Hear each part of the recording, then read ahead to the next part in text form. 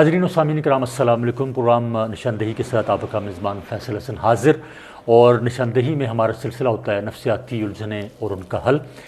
آج کا ہمارا جو موضوع ہے پروگرام میں وہ ہے ایک طالب علم یا ایک اسٹوڈنٹ کی شخصیت میں، اس کی شخصیت سازی میں ایک استاد کا کیا کردار ہو سکتا ہے، یعنی طالب علم کی شخصیت سازی میں اساتذہ کا کردار۔ ہمارے ساتھ ہمیشہ کی طرح موجود ارسلان صدیقی، آپ کو پروگرام میں خوش آمدید کہتے ہیں۔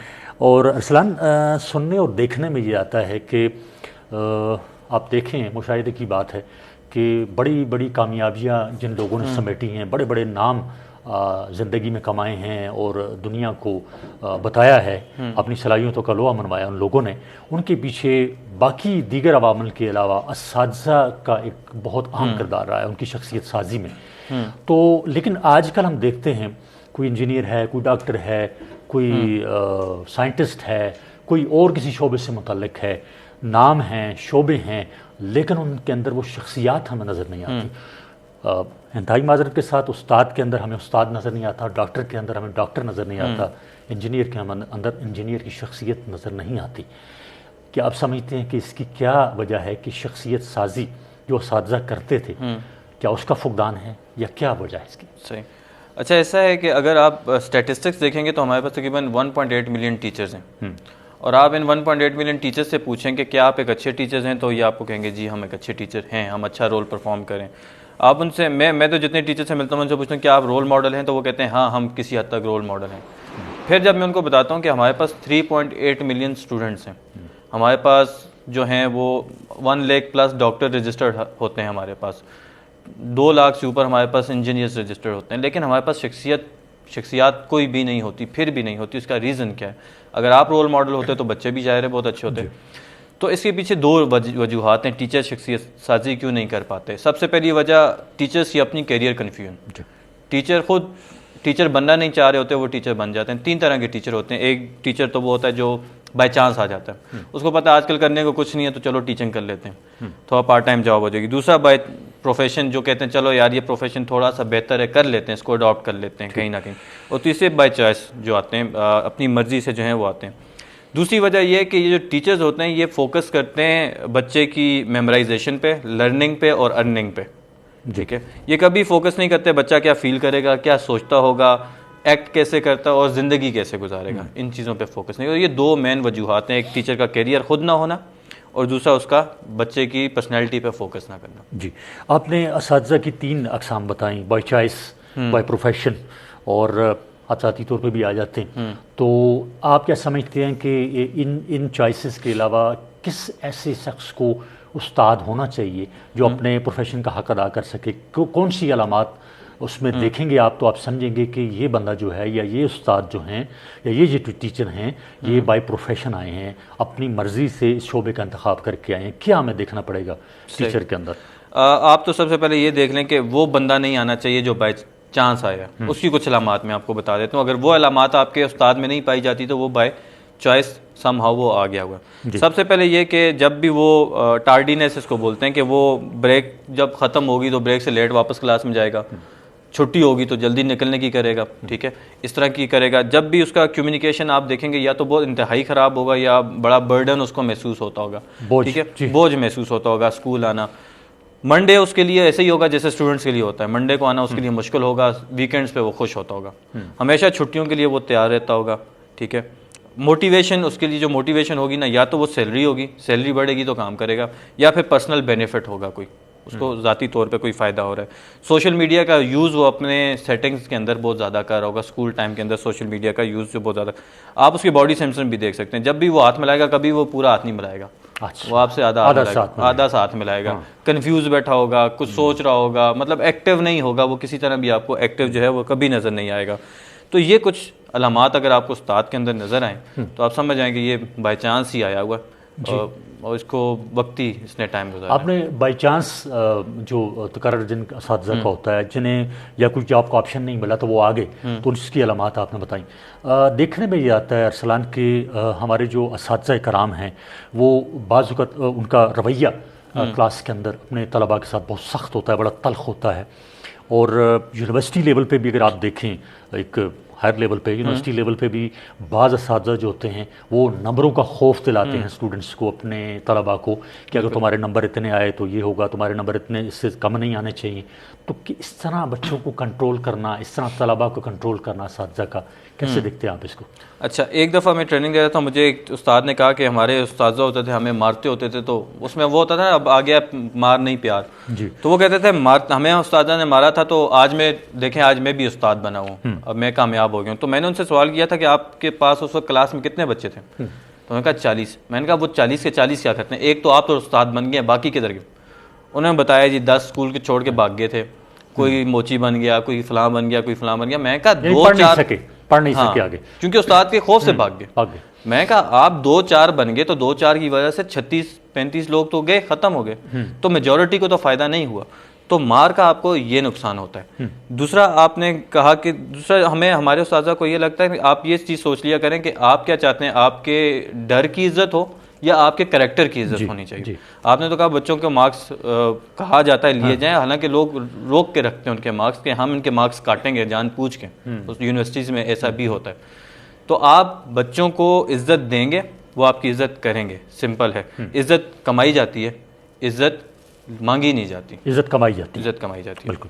اچھا، آپ نے بتایا کہ استاد اپنے اندر جو موجود کمیاں ان کو اگر ان پر قابو پا لیں تو وہ طلباء کی شخصی سازی میں اہم کردار ادا کر سکتے ہیں. صحیح. تو ایک کمیونیکیشن گیپ جسے ہم کہتے ہیں، گفت و شنید کا ایک رابطے کا جو ایک سلسلہ ہوتا ہے ایک طالب علم اور ایک استاد کے درمیان، پہلے وقتوں میں جو تھا وہ بھی کسی حد تک تھا، وہ بڑے ایک فاصلہ رکھا جاتا تھا کہ استاد اور طالب علم کے درمیان ہوتا تھا. تو آپ کیا سمجھتے ہیں کہ یہ گفت و شنید کا یا کمیونیکیشن گیپ جسے ہم کہیں گے، کیا یہ ایک استاد اور طالب علم کے درمیان ٹھیک ہے، ہونا چاہیے، یا اگر ہونا چاہیے تو کس حد تک ہونا چاہیے؟ ٹھیک. دیکھیں، کمیونیکیشن گیپ کو سمجھنے سے پہلے آپ کو یہ سمجھنا ہوگا اگر آپ نے کمیونیکیشن گیپ بہتر بنانا ہے تو آپ نے اپنی ایگو کو سائڈ پہ کرنا ہوگا، اپنی انا کو سائڈ پہ کرنا ہوگا. آپ نے دیکھا ہوگا استاد جب جاتا ہے کلاس میں تو اس کے ذہن میں ہوتا ہے کہ میرے لیے سارے بچے کھڑے ہو جائیں گے، میرے سے ڈریں گے، میری عزت کریں گے. ٹھیک ہے. اس کے ذہن میں روایتی طور پہ ہوتا ہے، وہ یہ نہیں دیکھتا کہ بچہ بیٹھا رہے لیکن دل سے سلام کرے. تو آپ کو انا کو سائڈ پہ رکھنا ہوگا، اور آپ اپنی انا سائڈ پہ نہ رکھیں. آپ سمجھیں کیونکہ میرا رتبہ استاد والا ہے تو میری عزت ہونی چاہیے. تو عزت میں نے جیسے پہلے کہا کہ عزت کمائی جاتی ہے. تو آپ کمیونیکیشن گیپ بہتر بنائیں گے بچوں کے ساتھ. دیکھیں، کمیونیکیشن گیپ بہتر بنانے کے لیے 3 چیزیں ہوتی ہیں. ایک listening, speaking and medium. Medium بھی صحیح ہونا چاہیے، آپ کی لسننگ بھی اچھی ہونی چاہیے اور اسپیکنگ بھی. آپ کا سننا، آپ کا بولنا. جی. اور میڈیم سے آپ کیا مراد؟ میڈیم جو آپ کا انوائرمنٹ، جس طریقے سے، جس ماحول سے آپ بول رہے ہیں. دیکھیں، ہمارے یہاں یہ ہوتا ہے وی لسن ٹو اسپیک، ہم بولنے کے لیے سنتے ہیں لوگوں کو. حالانکہ یہ ہوتا ہے لسن ٹو انڈرسٹینڈ، سمجھنے کے لیے سننا چاہیے. تو آپ کو اپنا کمیونیکیشن گیپ بہتر بنانے کے لیے لسننگ پہلے اپنی اچھی کرنی ہوگی، پھر اسپیکنگ، اور ساتھ میں میڈیم کا آپ کو بہت خیال رکھنا ہوگا. جی. ارسلان، آپ نے بتایا اور بڑے اچھے طریقے سے بتایا بچوں کی شخصیت سازی کے حوالے سے. آپ نے ایک بات کہی کہ اساتذہ کا جو یعنی کمیونیکیشن گیپ ہے، جو ان کا آپس میں ربط ہے، وہ اس حد تک ہونا چاہیے. تو کیا جو طلباء ہیں، جو اسٹوڈنٹس ہیں، ان کی شخصیت سازی میں طلباء کے پیش نظر اور اساتذہ کے پیش نظر کچھ ایمز اینڈ گولز، کچھ اغراض و مقاصد کا ہونا بھی ضروری ہے، یا بس وہ چلتے جائیں ایک بے مقصد بے منزل سمت کی طرف؟ اب تو آپ یہ کہہ سکتے ہیں کہ آج کل کے بچوں کی تو ایمز ہی کچھ نہیں ہے، مقاصد ہے ہی نہیں، بس وہ پڑھنے جاتے. وہ اس لیے بھی نہیں ہے کیونکہ اساتذہ کے اپنے بھی ایمز نہیں ہیں، بالکل بھی ایمز نہیں ہیں. اگر آپ کے پاس کوئی بچہ کوئی آئیڈیا لے کر آتا ہے، پہلے تو ہم اس آئیڈیا کو عزت نہیں دیتے، اس آئیڈیا کو سمجھتے نہیں ہیں. ٹھیک ہے. ایکسیپٹ ہی نہیں کرتے. پھر اگر کوئی ٹیچر ایکسیپٹ کر لیتے ہیں تو اس کو انکریج نہیں کرتے. اگر کوئی اس کو موٹیویٹ کر بھی لیتے ہیں، انکریج کر بھی لیتے ہیں، تو اس کو یہ نہیں سکھاتے کہ یار تمہارا آئیڈیا فیل بھی ہو سکتا ہے جا کے. ٹھیک ہے. فیلئر سے ڈرا جاتا ہے. تو اس کے لیے ضروری ہے کہ اساتذہ کے اپنے ایمز ہونے چاہیے. ہر دن کو سوچیں آج ایک نیا دن ہے، آج ہم کسی بچے کے سے نیا کوئی آئیڈیا لے کر آئیں گے، کچھ نیا، کچھ بہتر کر کے دکھائیں گے. تو اس کے اپنے ایمز ہونے چاہیے. اسی طرح پھر بچے اپنے ایمز رکھیں گے. جب اساتذہ رول ماڈل ہوں گے، آگے آئیں گے، ایمز رکھیں گے، تو بچے بھی ان کے پیچھے پیچھے چلیں گے. جی. ایک چیز دیکھنے میں آتی ہے اصلاً کہ اساتذہ اگر ان کو کوئی ذاتی کوئی گھریلو مسئلہ ہے، کوئی ان کو پریشانی ہے، کوئی ذہنی الجھن کا شکار ہیں، تو اس کا اظہار اپنے غصے کے انداز میں وہ اپنے طلباء پر کلاس کے اندر وہ نکالتے ہیں.